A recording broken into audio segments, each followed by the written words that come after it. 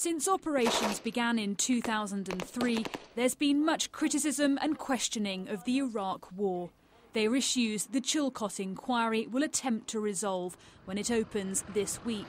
The pressure to get it right, though, couldn't be greater. And in today's Sunday Telegraph, there are details of secret reports about the conflict.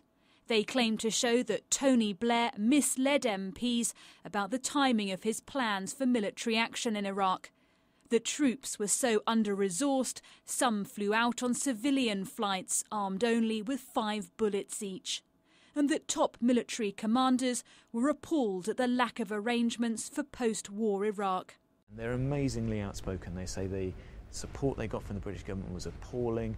The Whitehall took no interest in reconstruction despite promising there was no money, there was no plans. Andrew Gilligan made a name for himself over his controversial report on the sexing up of dossiers on weapons of mass destruction. It did much to damage Tony Blair and the legitimacy of the operation. The government insists the inquiry will be independent, which is why it won't comment on today's allegations.